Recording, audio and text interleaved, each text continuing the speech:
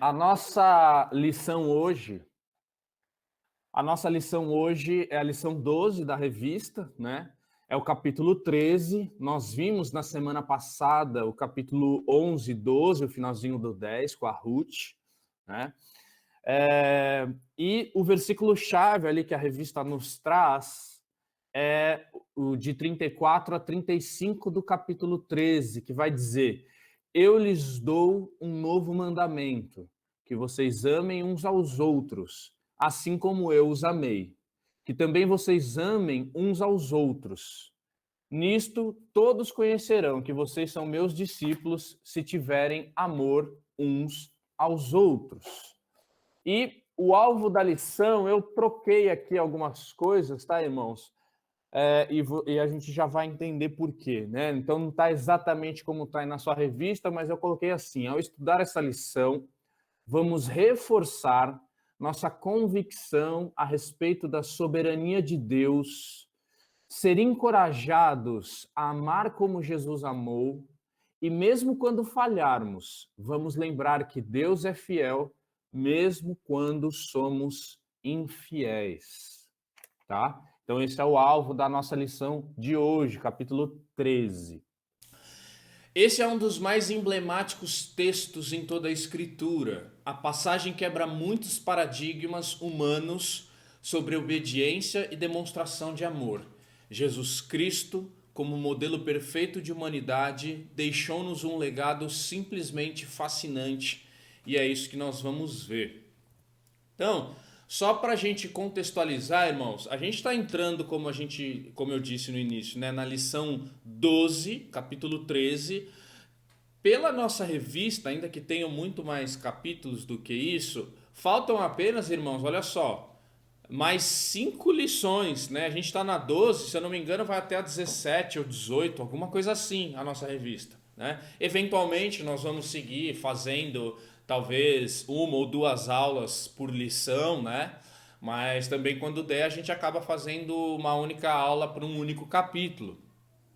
Agora, o interessante, irmãos, e isso também foi falado pela Ruth na semana passada, né, nas semanas anteriores, que tudo aquilo que nós estamos vendo sobre o Evangelho de João, desde o capítulo 1 até o capítulo 12, né, é João relatando e ensinando o que Jesus Cristo fez em relação ao grande público, ou seja, relatando a missão de Jesus para a humanidade e as ações de Jesus. Nós vemos os sinais de Jesus, os milagres que ele realizou.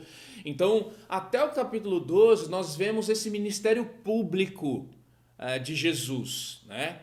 E agora, do 13 em diante, nós vamos dar início às lições que Jesus deixou e quis ensinar para o seu círculo íntimo de pessoas, ou seja, os 12 discípulos ali, né? Então, nós vamos ver agora que esse capítulo 13 é Jesus no seu círculo íntimo, como dizem, né? Então, com os 12 ali, ensinando coisas preciosas, lições preciosas, para que eles, depois que Jesus, eles ainda não compreendiam isso, e nós vemos isso tanto no decorrer do começo do Evangelho, e também nessa sequência, eles ainda não tinham a completa compreensão da ascensão de Jesus, ou seja, também da sua crucificação, né? Mas tudo aquilo que então Jesus passa a ensinar para esse círculo íntimo é de fundamental importância para o decorrer, né? A partir do momento, decorrer da vida de cada um dos discípulos e para as nossas vidas, a partir do momento que Jesus então é crucificado e depois a gente sabe sobre a ascensão de Cristo, né? Mas são ensinos preciosos aí que nós vamos ver de vida prática, tudo né, de vida prática, né? Aliás, só fazendo um adendo aqui, nós recebemos ali muitas respostas, né, daquele questionário que vocês, alguns puderam responder, a gente fica feliz com isso. A gente até conversou, eu e a Ruth, ontem nós tivemos uma reunião de professores, irmãos, e algumas respostas ali, né, produzir fé. Então eu e a Ruth falou, olha Ruth, a gente imagina que esses aí devem ter sido os alunos da nossa sala, porque a gente bateu bastante nessa tecla, né? O intuito do Evangelho de João era produzir fé. E nós vamos ver isso, inclusive, nesse capítulo também, né? Então, é isso. A partir agora, então, do capítulo 13 em diante, ensinos preciosos para esse círculo íntimo dos discípulos, dos 12, né? Que depois vira 11 com a saída de Judas. E aí, nós orientei vocês, né? E vocês já sabem disso. Era para termos lido o capítulo 13. Não dá para passar todo ele aqui nos slides hoje, né? Mas, basicamente, o que eu quero tratar com vocês hoje são 3 aspectos. Eu vou até parar aqui de compartilhar e deixa eu olhar para vocês.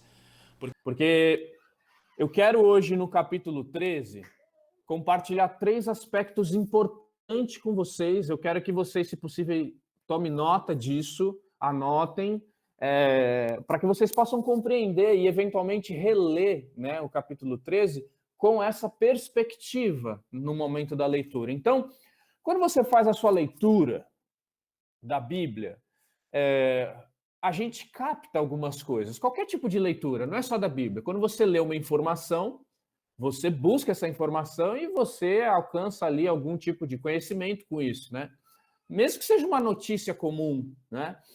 Mas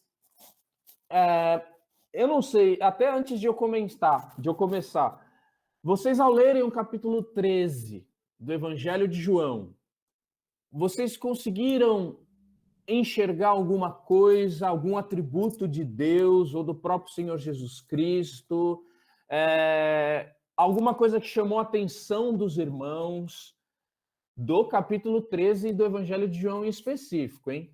Vocês querem comentar, querem falar alguma coisa, se leram, se algum versículo chamou a atenção?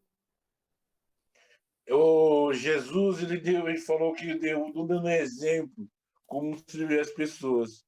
Ele teve humildade para limpar os pés, porque quem fazia isso eram mas como fosse Os servos, os os escravos. servos, os escravos, isso.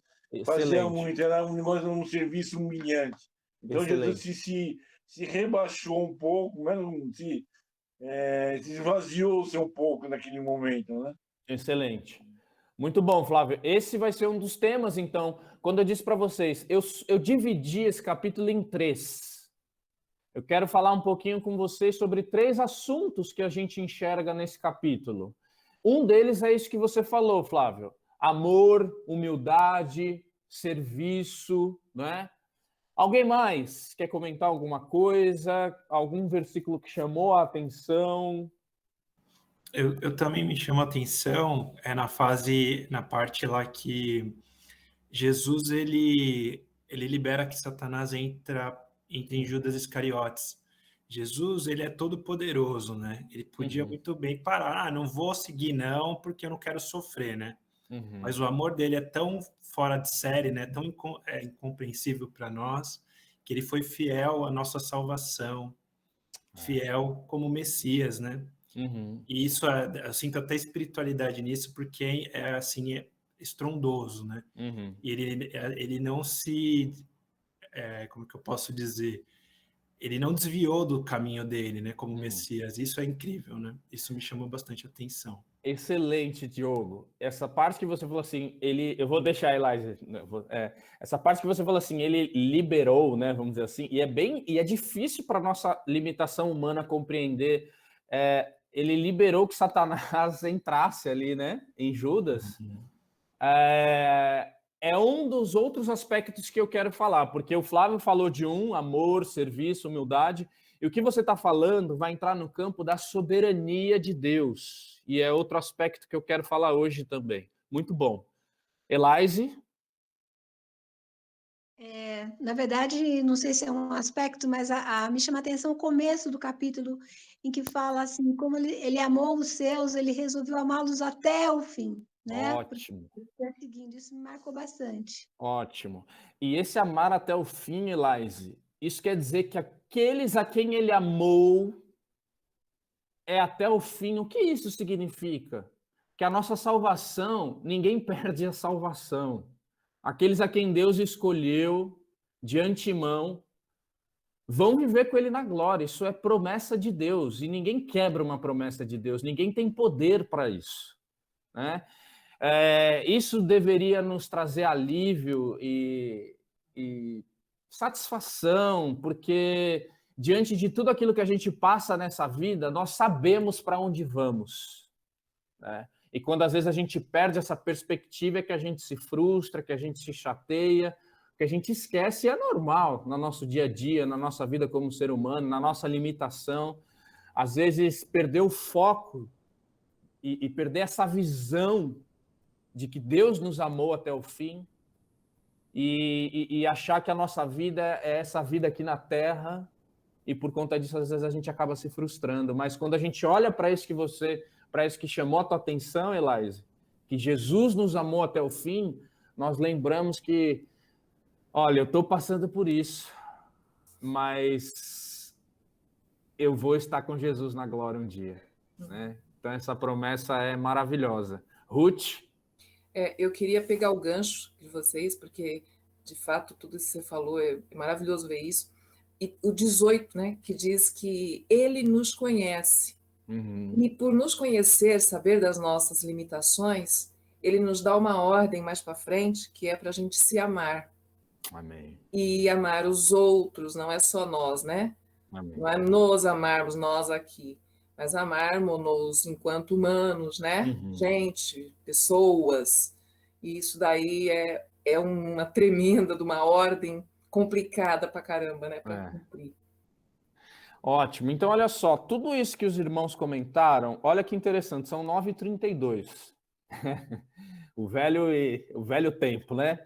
Mas isso não importa, irmãos. Por quê? Porque a gente está construindo junto o que vocês observam na leitura do capítulo. Isso é fundamental. A gente precisa treinar esse exercício. Isso foi uma das coisas que a gente conversou ontem na nossa aula. Agora, o que eu vou fazer? Eu vou abrir aqui os slides, vou voltar nos slides, vou passar até talvez um pouco rápido por eles, porque os conceitos importantes que nós precisamos absorver desse capítulo é tudo isso que os irmãos falaram. Então, agora eu vou reforçar esses conceitos com os textos bíblicos, né?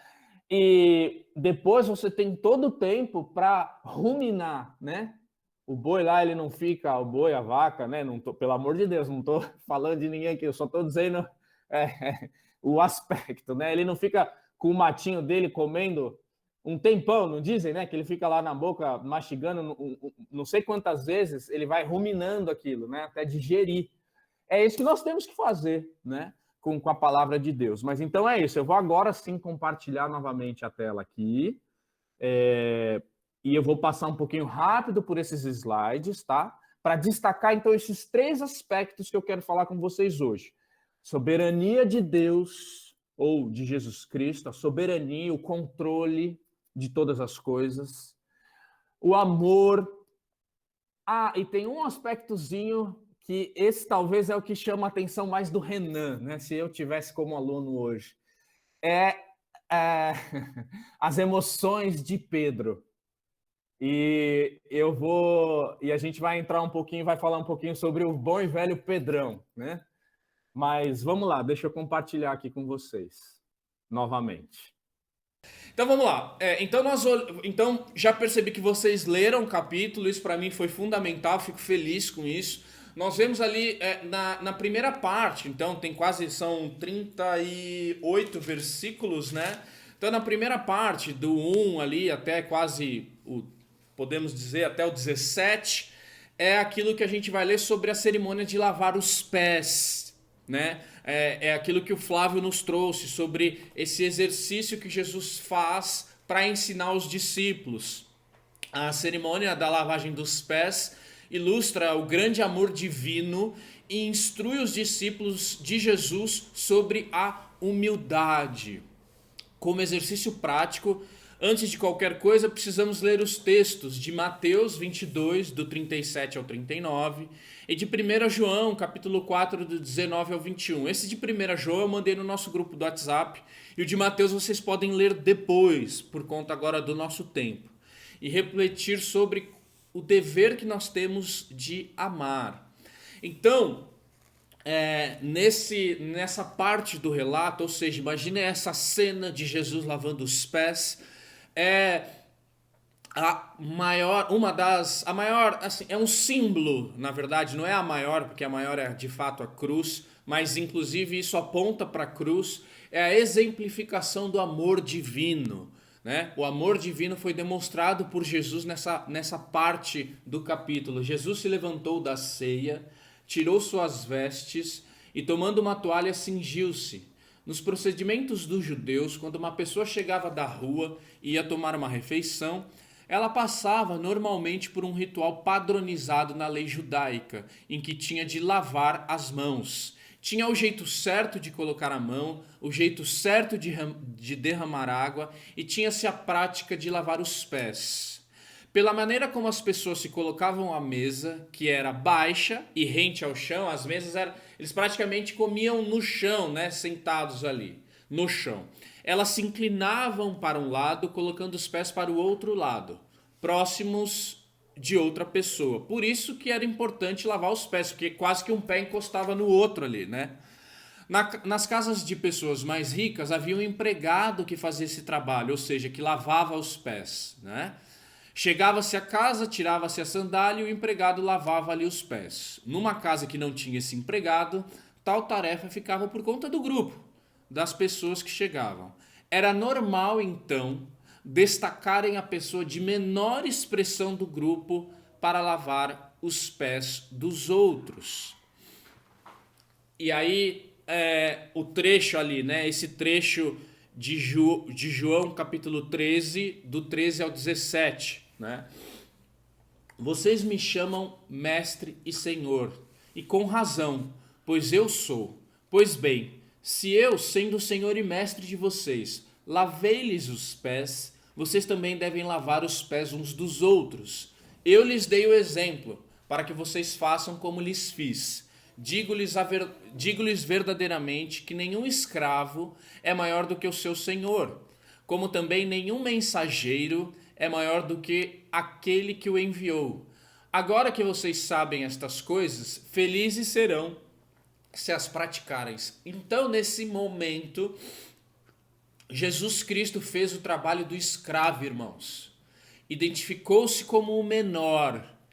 Aquela era a forma mais profunda de demonstrar amor e humildade por parte de Jesus.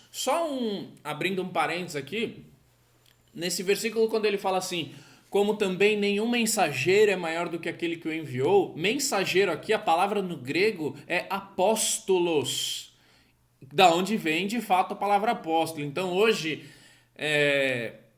quando alguns pastores se auto-intitulam como apóstolo, e apóstolos só foram aqueles que, os 12, né? A gente não acredita na apostolicidade depois de Cristo, depois dos 12, mas apóstolo nada mais é do que um mensageiro, aquele que fala a palavra de Deus, né? E muita gente às vezes acaba usando esse termo de forma errada, mas isso é só uma curiosidade.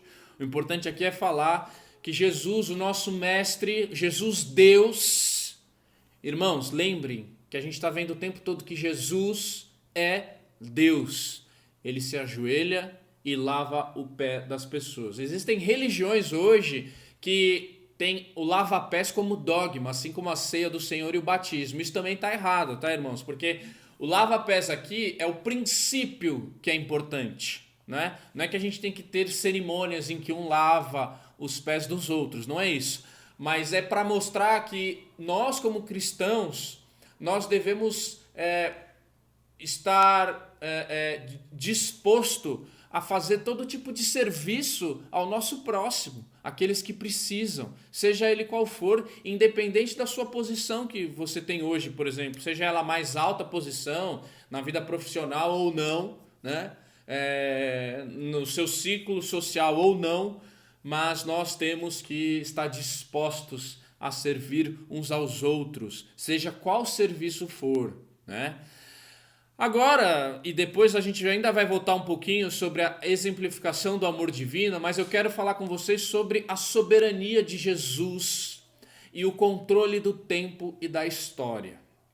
em todo o tempo, irmãos, que nós estamos lendo o Evangelho de João, nós vemos muitas vezes como Jesus fala assim, ou João relata, mas os judeus não fizeram porque ainda não tinha chegado a hora. Eu não sei se vocês vão lembrar disso, né? Ainda não tinha chegado a hora, ainda não tinha chegado a hora. É por isso que, por exemplo, ninguém apedrejou Jesus, ninguém levou Jesus preso até o capítulo 12 do relato de João. E quando a gente fala capítulo 12 parece pouco, mas é toda uma história ali que está sendo contada, né?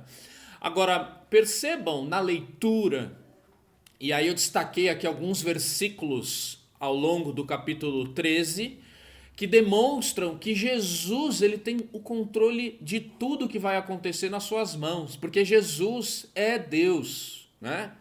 Então ele fala assim no versículo 1, sabendo Jesus que havia chegado o tempo em que deixaria esse mundo, ou seja, Jesus sabia, né, que já estava chegando a hora.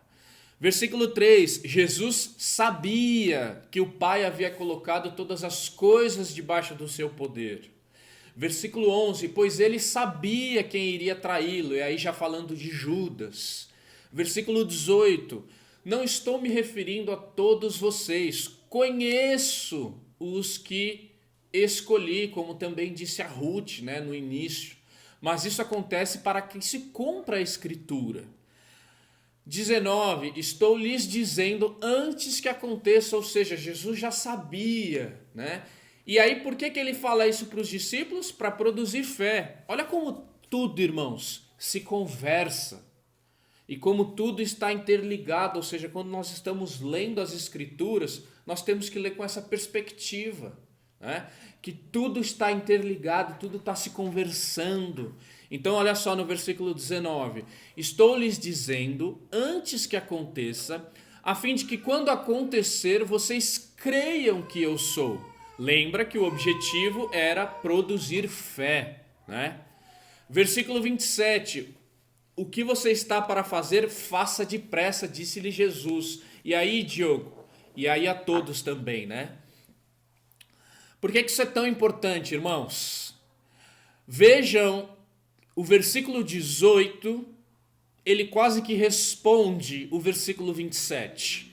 O que tinha que acontecer com Judas, irmãos, tinha que acontecer. E é interessante porque o autor da nossa revista, ele faz toda uma construção daquilo que Judas fez, e eu desconsiderei isso de propósito, porque a única coisa que faltou naquilo que o autor construiu no seu raciocínio é exatamente dizer que Judas agiu como ele tinha que agir e fez o que ele tinha que fazer para que se cumprisse a Escritura. Não tinha outro modo, irmãos.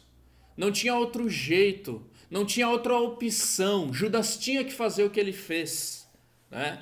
E por que ele tinha que fazer o que ele fez? Porque isso já estava determinado no plano soberano de Deus. Isso também está ligado ao controle da história, à soberania de Jesus. Deus tem um plano e esse plano não pode ser frustrado. Então tudo que tiver que acontecer vai acontecer de acordo com aquilo que Jesus e que Deus planejou, né? Então nós vemos isso no versículo 18. Isso acontece para que se cumpra a Escritura. Então Jesus sabia o que ia acontecer com Judas, né? E por isso ele fala logo, ele inclusive dá uma ordem, né? Olha, o que você está para fazer, faça depressa, né? Disse-lhe Jesus. Então é Jesus ali permitindo que aquilo acontecesse porque ele sabia que tinha que acontecer. Qual que é a importância disso nas nossas vidas? Eu imagino que você já deve estar pensando em alguma coisa, irmãos, mas Jesus, Deus, ele tem o controle de tudo. Nada fugiu do controle dele. Tudo que nós vivemos, tudo que nós passamos, tudo que acontece nas nossas vidas está dentro dos limites do plano soberano de Deus. O que nós vemos aqui no Evangelho de João é a completa soberania de Deus em tudo que acontece. Isso, apesar de muitas vezes as situações em que nós passamos nos deixar cansado, desanimado, mas deve, quando nós olhamos para um texto assim, deve nos trazer alívio e conforto e paz, para que a gente possa descansar na certeza de que Deus está no controle da história. Então, não sei o que cada um passa, a gente aqui tem o nosso momento de oração, em que a gente agradece, em que a gente pede. Às vezes algumas pessoas talvez ficam um pouco mais receosas de comentar em público. Não sei o que cada um passa. Ou talvez não comenta exatamente tudo que gostaria de comentar. Mas a verdade é que, independente daquilo que estamos passando, e não que a gente esteja ignorando isso, mas Deus está no controle das situações. Deus está no controle da nossa história. Eu queria ficar falando sobre isso o tempo todo, mas já são 9h47. Vou avançar aqui, tá bom? Então, ainda falando um pouquinho de soberania. Depois que Judas saiu, Jesus disse: agora o Filho do Homem é glorificado. E Deus é glorificado nele. Se Deus é glorificado nele, Deus também glorificará o Filho nele mesmo e o glorificará em breve. Meus filhinhos, olha o amor de Deus. Vou estar com vocês apenas mais um pouco. Vocês procurarão por mim e, como eu disse aos judeus, agora lhes digo, para onde vou, vocês não podem ir. É Jesus conversando com os discípulos, naquele momento eles ainda não compreendiam. Agora eu vou tentar correr mais um pouquinho aqui sobre Pedro. E foi isso essa parte que me chamou bastante atenção nesse texto, irmãos. Vejam no relato ali de Pedro, então eu estou mesclando os assuntos, então eu estou indo e voltando no texto, né? Ali no capítulo 13, do versículo 6 ao 9, chegou-se a Simão Pedro que lhe disse: Senhor, vais lavar os meus pés? Respondeu Jesus: você não compreende agora o que estou lhe fazendo, mais tarde, porém, entenderá. Disse Pedro: não, nunca lavará os meus pés. Jesus respondeu: se eu não os lavar, você não terá parte comigo. Respondeu Simão Pedro: então, Senhor, não apenas os meus pés, mas também as minhas mãos e a minha cabeça. Ainda sobre Pedrão, né? Porque tudo tem a ver, né? As atitudes de Pedro, tanto no começo do capítulo quanto ali no final, tem muito a ver com a personalidade dele. Então ali no 36 ao 38 vai dizer assim: Simão Pedro lhe perguntou: Senhor, para onde vais? Jesus respondeu: para onde vou, vocês não podem me seguir agora, mas me seguirão mais tarde. Pedro perguntou: Senhor, por que não posso seguir-te agora? Darei a minha vida por ti. Então Jesus respondeu: você dará a vida por mim? Asseguro-lhe que, antes que o galo cante, você me negará 3 vezes. Nos versos de 36 a 38, vemos que a falta de maturidade de Pedro é mais uma vez demonstrada, como em 13, no capítulo 13, versículo 6. Pedro ainda não estava pronto para suportar o escárnio da cruz, mas ouviu o ensino de que a misericórdia de Cristo é declarada ao morrer, a nossa morte para vivermos a sua vida. Quando Pedro disse que morreria por Jesus, imediatamente foi repreendido pelo mestre e ouviu algo que certamente não gostaria naquele momento, que é o versículo 38, você vai me negar. Sabemos pela sequência da narrativa que Pedro de fato o negou.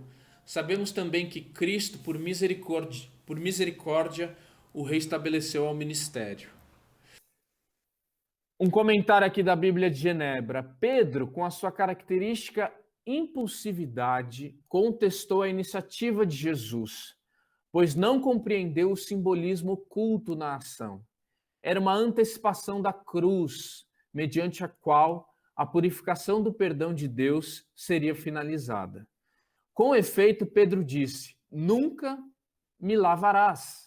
Jesus respondeu salientando que a purificação espiritual da alma, que é muito mais importante do que a limpeza física, só pode ser obtida mediante o derramamento de seu sangue. Isso era algo que Pedro compreenderia perfeitamente mais tarde. Agora essa parte aqui, irmãos, eu que anotei, eu fiz essas anotações aqui. Eu queria que vocês pensassem sobre isso. Mesmo quando declaramos nosso amor por Jesus Cristo, mesmo quando temos a melhor das intenções, ainda assim somos enganados pelo nosso coração e queremos as coisas do nosso jeito. Oramos para informar a Deus como as coisas devem ser feitas. Os que são impulsivos e que muitas vezes não controlam o seu temperamento e comportamento, mesmo amando e servindo a Cristo, sofrerão as consequências de suas atitudes. Muitas vezes nos achamos tão seguros, tão cheios de nós mesmos, tão corretos em nosso jeito, que esquecemos da nossa dependência de Cristo.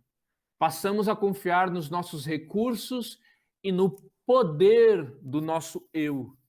E esquecemos de confiar somente em Cristo.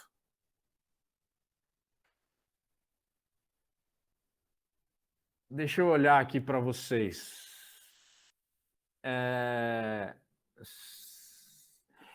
Percebam, irmãos, Pedro, como ele age.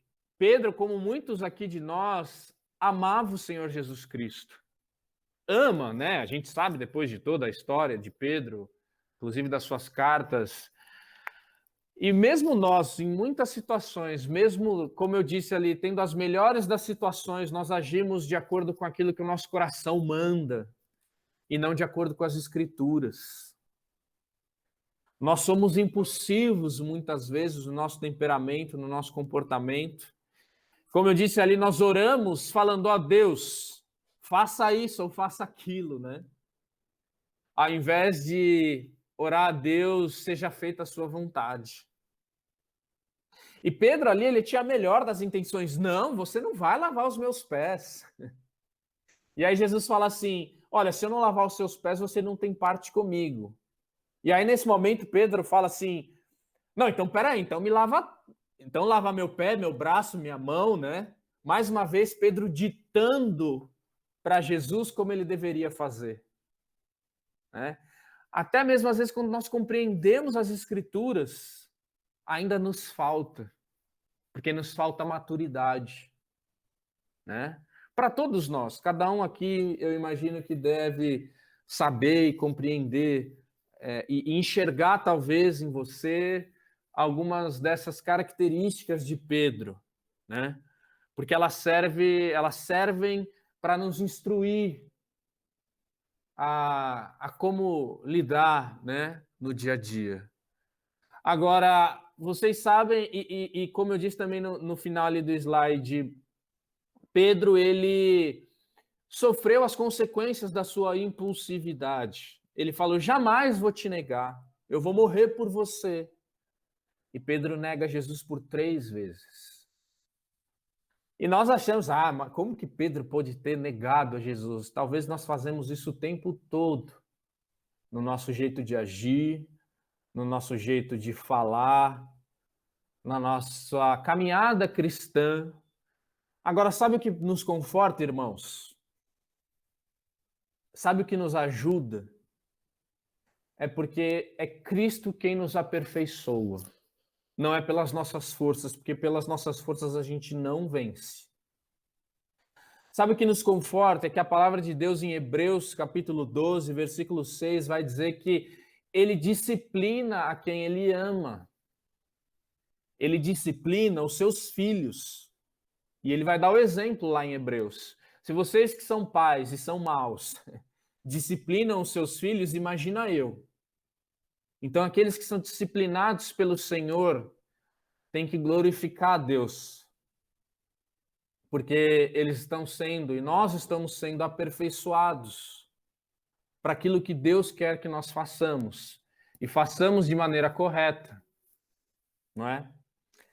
Então, voltando aqui, só para finalizar esse compartilhamento, eu só queria que vocês observassem essa característica de Pedro, né? Deixa eu voltar aqui. Vamos lá.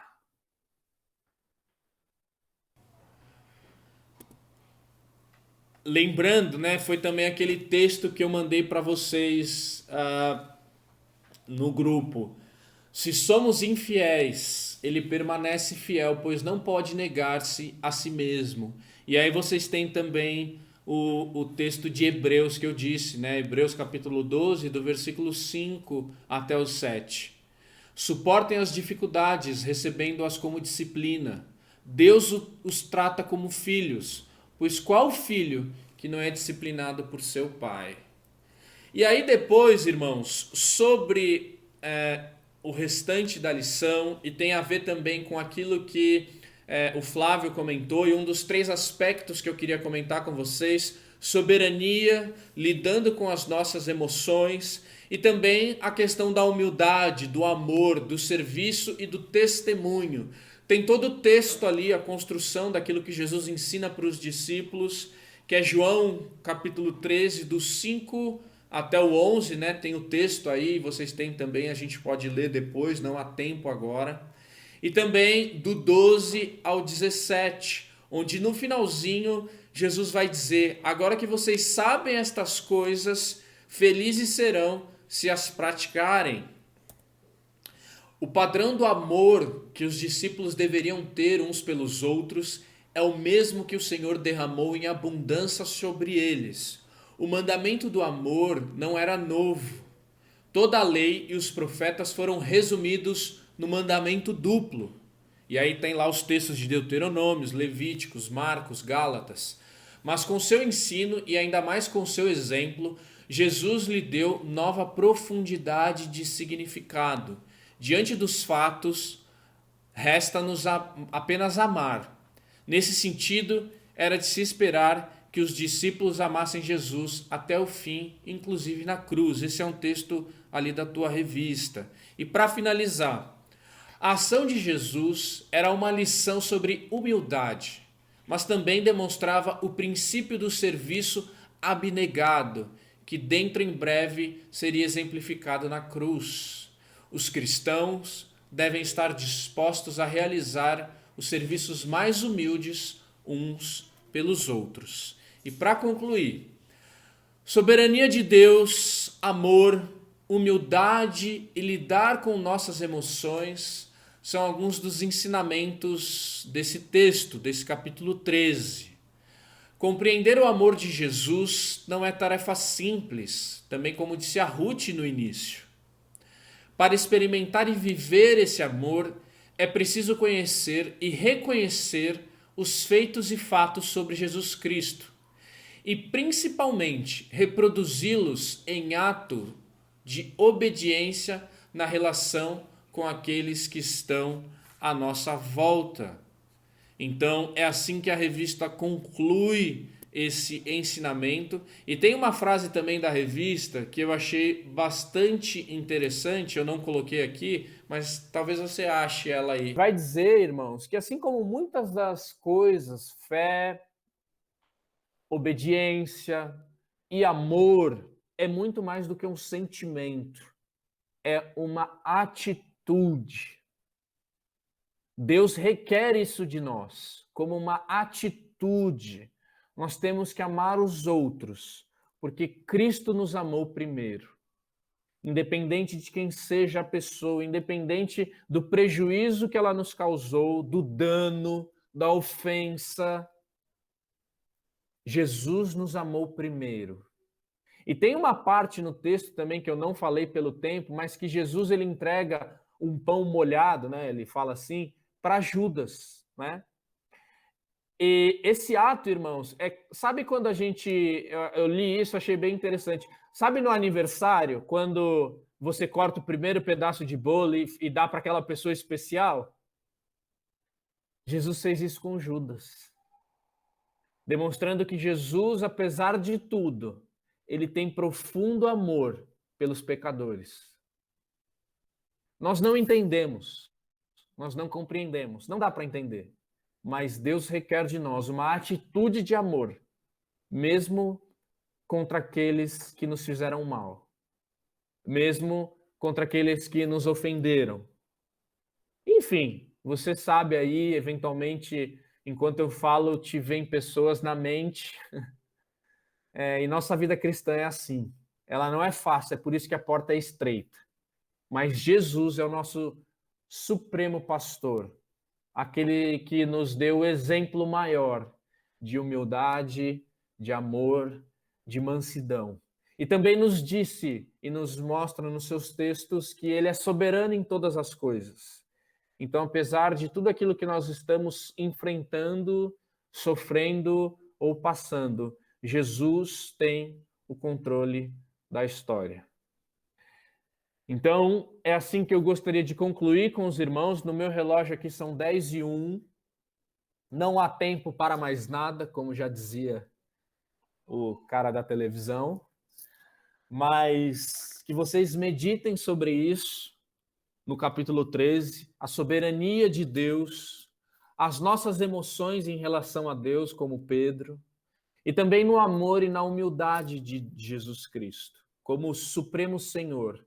Ou seja, o maior dos mestres ocupou a posição mais baixa que ele poderia ocupar ao lavar os pés dos discípulos. Essa é a maior demonstração de amor que ele podia nos dar. Na verdade, um dos símbolos, né? Porque o maior é de fato a cruz. Mas que nós possamos meditar nisso. E eu queria, por último, pedir um exercício para vocês. Assim como alguns já responderam ali aquele questionário, talvez a gente faça isso agora nas próximas lições, que você anote aí o que mais te chamou a atenção nesse capítulo e também baseado nessa aula que a gente teve hoje. E você envie para mim ou para a Ruth, tanto faz, para quem você se sentir mais confortável. Me manda lá no Zap ou no Zap da Ruth. Olha, no capítulo me chamou a atenção isso, e da nossa aula o que eu mais gostei, ou o que mais me chamou a atenção foi tal coisa. Só isso, rápido. Não precisa ser doloroso e nem dar muito trabalho. É mesmo só para você continuar meditando sobre isso, tá bom? Que Deus abençoe a cada um e que logo mais possamos estar juntos no culto, presencial ou online. Eu estarei aqui online com os irmãos, em comunhão, em amor, né? Como Jesus nos ensinou. Tá bom? Olha, são 10:03, até 10:05, vai. Alguém quer comentar alguma coisa? Senão nós vamos só orar. Gostaria que alguém, depois de assistir o culto, tudo, Jesus teve um outro problema com relação a isso, de servir, né? Quando ele foi sobre batismo, aí ele falou duas mães, falou assim: eu quero que o meu filho um entre senta na sua direita, o outro na sua esquerda. Aí Jesus repreendeu as duas mulheres, né? Aí depois o discípulo de Jesus, depois lê o capítulo 20. Não sei se com o versículo, deixa eu ver. Não, mas vamos, Flávio, só por causa do tempo. Só por causa do tempo. Depois você vê, aí você manda pra gente no grupo, tá bom? Isso, tá bom, ótimo. Tá bom, boa. Beleza. Alguém quer comentar alguma coisa sobre hoje, capítulo 13, ou então nós vamos seguir em oração? É muito interessante que nosso coração, né, nos prega peças, e a gente tem que lembrar disso, ele é enganoso. E se nós não nos atentarmos para isso, a gente vai passar, porque é mais fácil passar por cima, a gente vai passar por cima de tanta coisa que, à medida que nós fomos ouvindo, né, a gente foi buscando na nossa lembrança, na nossa memória, algo que nós precisamos rever. Então, acho muito importante o exercício de casa, excelente para nós fazermos, mas nós irmos, especialmente com o que a nossa mente nos trouxe, diante do Senhor, para procurarmos corrigir, né? Amém. Todo o estudo que nós fazemos, o Renan e eu, e os outros professores todos, visa a transformação da nossa vida. E a transformação acontece à medida que a gente aplica, né? Então, atenção aí para o nosso coração, né? Amém. Vamos orar então, irmãos, para que também quem for se dirigir ao culto haja tempo, né? Vamos orar. Santo Deus poderoso, muito obrigado a Deus, porque a sua palavra ela é viva, ela é eficaz e ela fala conosco, Pai. O Senhor é a palavra, Deus. E assim como o Senhor Jesus Cristo andou na terra há muitos anos atrás, hoje nós temos o Senhor do nosso lado através do Teu Espírito Santo e através da Sua palavra revelada, Pai. Por isso que nós possamos dar valor à Sua palavra, buscar o Senhor na Sua palavra e aprender a viver de uma forma digna e que glorifique o seu nome. Que possamos, como o Senhor Jesus nos ensina nesse capítulo 13 de João, a ser humildes e a demonstrar amor ao próximo, para que as pessoas possam ver que nós somos do Senhor, para que as pessoas possam ver que nós somos diferentes. E que assim também, ó Deus, o Senhor possa atrair mais pessoas para o teu reino. Nós não sabemos quem o Senhor escolheu, então que nós possamos ter o desejo de pregar a todos, até mesmo para o Judas das nossas vidas, ó Pai. Nos dê coragem, nos dê amor, piedade, ó Deus, para viver um cristianismo verdadeiro, ó Pai. Para verdadeiramente glorificar o seu nome através das nossas vidas. Nos capacita, porque nós somos limitados para isso, ó Deus. Obrigado por cada um dos irmãos que estão aqui, continue abençoando e cuidando de todos. Esteja logo mais com cada um de nós no nosso culto, que vamos prestar ao Senhor, que seja para a honra e glória do seu nome, ó Pai. Abençoe tudo aquilo que for acontecer na nossa igreja, através da vida do pastor Nelson, do Wesley e de todos os líderes da nossa igreja, Pai. Obrigado por tudo que o Senhor tem feito, por tudo ainda que o Senhor vai fazer, em nome de Jesus. Amém. Amém, irmãos. Desculpe aí a passar um pouquinho. Deus Amém. abençoe a cada um. E até o Amém. próximo domingo. Amém. Até o próximo domingo. Deus abençoe cada um. Amém, gente. Bom dia, tchau, tchau. Bom dia. Tchau, tchau. Tchau, tchau. Bom domingo, gente. Bom domingo. Valeu. Domingo.